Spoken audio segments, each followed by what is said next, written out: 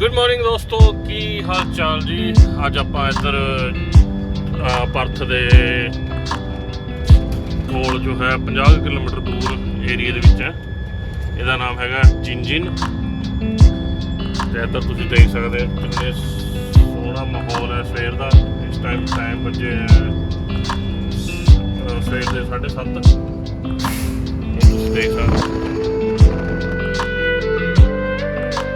ਅੱਜ ਆਪਾਂ ਇੱਥੇ ਲੋਡ ਟਿਪ ਕਰਨ ਆਏ ਸੀਗੇ ਸੇਮ ਜਗ੍ਹਾ ਤੇ ਲਾਈਮਸਟੋਨ, ਜਿੱਥੇ ਤੁਸੀਂ ਕੱਲ ਵੀ ਦੇਖਿਆ ਸੀਗਾ।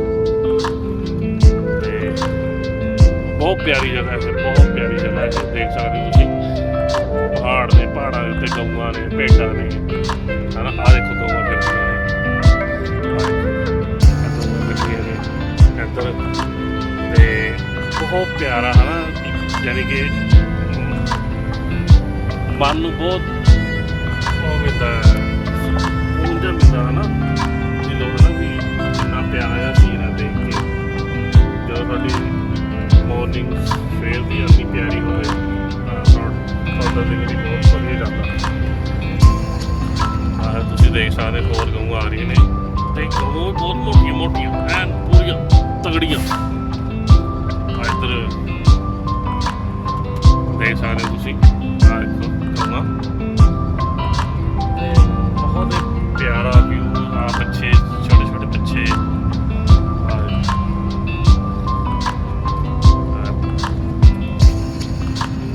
ਕਿੰਨੀਆਂ ਪਿਆਰੀਆਂ, ਕਿੰਨੀਆਂ ਪਿਆਰੀਆਂ, ਕਿੰਨਾ ਸੋਹਣਾ ਰੰਗ ਹੈ ਇਹਨਾਂ ਦਾ। ਤੇ ਹਾਂਜੀ, ਸਵੇਰੇ ਸਵੇਰੇ ਇਹਨਾਂ ਬਾਦੀਆਂ ਚੋਂ ਨਿਕਲ ਰਹੇ ਆ।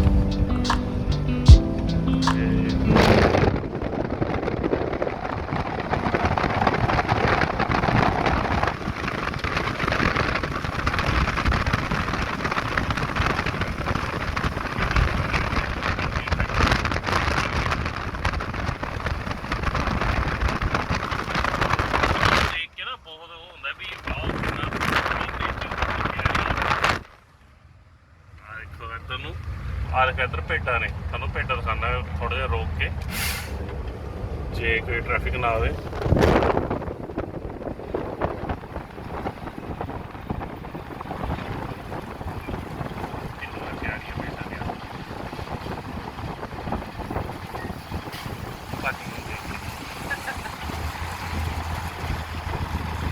ਭਾਜੀਆਂ ਦੇਖ ਕੇ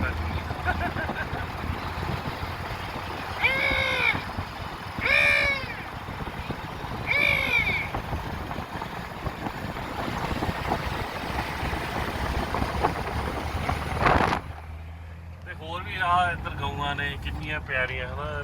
ਨੇਚਰ ਕਿੰਨਾ ਪਿਆਰਾ ਹੈ। ਉਹਦੇ ਵਿੱਚ ਪੰਛੀ ਉੜਦੇ ਨੇ, ਪੰਛੀਆਂ ਦੀਆਂ ਟਾਰਾਂ ਚਿੱਟੀਆਂ ਚਿੱਟੀਆਂ, ਕਿੰਨਾ ਪਿਆਰਾ ਲੱਗਦਾ ਯਾਰ। ਤੇ ਉੱਧਰ ਦੇਖੋ ਪਿੱਛੇ ਪਹਾੜ ਨੇ, ਹਨਾ। ਕਿੰਨਾ ਸੋਹਣਾ ਦ੍ਰਿਸ਼ ਹੈ, ਕਿੰਨਾ ਪਿਆਰਾ ਦ੍ਰਿਸ਼ ਹੈ। ਗਊਆਂ ਕਿੰਨੀਆਂ ਪਿਆਰੀਆਂ ਨੇ ਯਾਰ।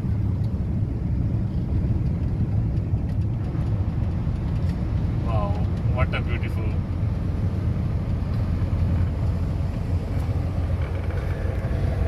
ਤੇ ਹਾਂਜੀ, ਅੱਜ ਆਪਾਂ ਜਾ ਰਹੇ ਹਾਂ ਫੇਰ ਤੋਂ ਲਾਈਮਸਟੋਨ ਪਿਕਅਪ ਕਰਨ, ਤੇ ਸੇਮ ਜਗ੍ਹਾ ਟਿਪ ਕਰਨਾ ਆਪਾਂ। ਇੱਧਰ ਜੋ ਹੈ ਘਰਾਂ ਦੇ ਪਲਾਟ ਤਿਆਰ ਹੋ ਰਹੇ। ਚਲੋ ਮਨ ਵੀ ਥੋੜ੍ਹਾ ਜਿਹਾ ਦੁੱਖ ਹੁੰਦਾ ਵੀ ਕਿੰਨੀ ਪਿਆਰੀ ਜਗ੍ਹਾ ਨੂੰ, ਹਨਾ। ਕਿੰਨਾ ਪਿਆਰਾ ਇਹ ਵਿਊ ਹੈ। ਇਹਨੂੰ ਦੁਬਾਰਾ ਦਾ ਇੱਧਰ ਘਰ ਵਗੈਰਾ ਤਿਆਰ ਹੋ ਜਾਣੇ ਆ, ਤੇ ਇਹਦੀ ਸਾਰੀ ਬਿਊਟੀ ਫਿਨਿਸ਼ ਹੈ ਹੋ ਗਈ ਆ ਜਾਣੀ। ਚਲੋ ਹੁਣ ਮਨੁੱਖ ਨੇ ਵੀ ਰਹਿਣਾ ਭਾਈ ਕਿਤੇ ਨਾ ਕਿਤੇ। ਆਹ ਦੇਖੋ ਗਊਆਂ, ਆਹ ਦੇਖੋ ਘੋੜੇ।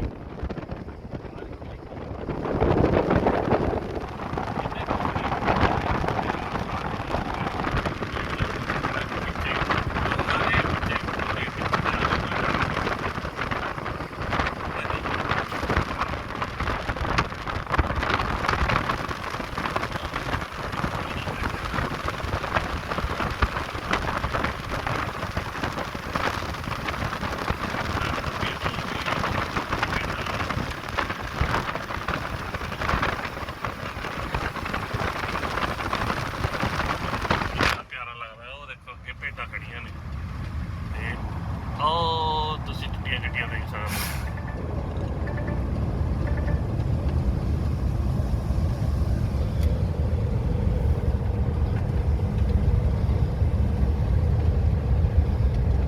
ਇੱਕ ਤੁਹਾਨੂੰ ਨੇੜੋ ਦੀ ਦਿਖਾਉਣਾ ਥੋੜਾ ਜਿਹਾ ਇੱਧਰ ਨੂੰ ਜਾ ਕੇ।